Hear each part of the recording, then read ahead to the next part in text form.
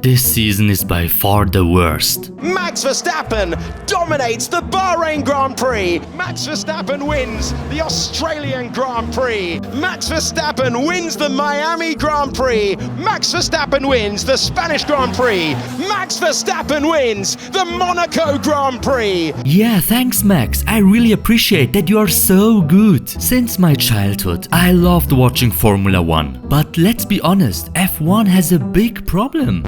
Oh wait, false footage. This is the right one. Let me show you the winners of the last years. Red Bull, Red Bull. Mercedes, Mercedes, Mercedes, Mercedes, Mercedes, Mercedes, Mercedes. Red Bull, Red Bull, Red Bull, Red Bull. 2023 is no better. To be honest, it's literally just Red Bull winning. We are done with most of the races and just look at this shit. Is it normal that one guy just wins like every race? Is this a sports competition or a bullying? You took him from me. He loved me. Gonna cry? Just give him the trophy already and maybe he finally stops abusing the poor F1 cars. He has 150 points more than the second place, which is also from Red Bull. Max Verstappen could literally sit at the beach, watch animes, slurp a pink drink and he will still be the winner of this season. Ferrari is like, hey, but we are the face of Formula 1, everybody knows us. Shut up, last time you won something was in 2007. As you can see, watching Formula 1 nowadays is like eating the same dish every day. I mean, just look at the betting odds. If Kevin Magnussen wins just one race, you could get rich. Are there even people who bet on these guys? I mean, let's be honest, invest like $100 on each of them. If one of them wins, you get like $50,000. But what's the issue? Why is it so predictable? As you already saw, in the last 12 years, there were just Red Bull and Mercedes winning.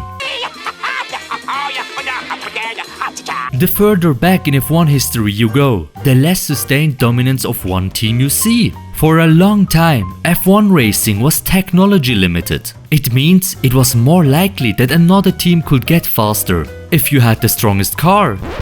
Everything could be different next year. And also the fact that there were not as much restrictions as nowadays led to innovations and the chance for other teams to create better cars. But today the rules are enormously restrictive.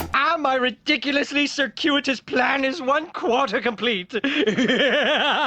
This leads to similar solutions for the same issue. The problem here is, if you have a car which is the best on one racetrack, it most probably is also the best on the other racetracks. Max Verstappen wins the Miami Grand Prix.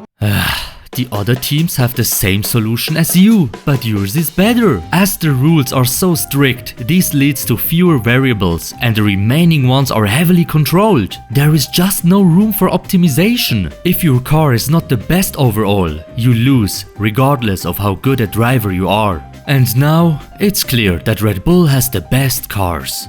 Why do we even make races nowadays if it's clear that the best cars win? Just put some AI heads in it and that's it. You know what? It's really disgraceful to a good team and driver to lose because, well, you don't have the best car. Imagine you watch football and the best is always the one who has the best shoes. I mean, come on Logan, why do we even try, bro? We all love and watch F1 to see entertaining races and strong competition. That's what makes F1 great. That's also why F1 1976 was one of the best. The rivalry between Niki Lauda and James Hunt. And now we have only Max Verstappen wins the Monaco Grand Prix.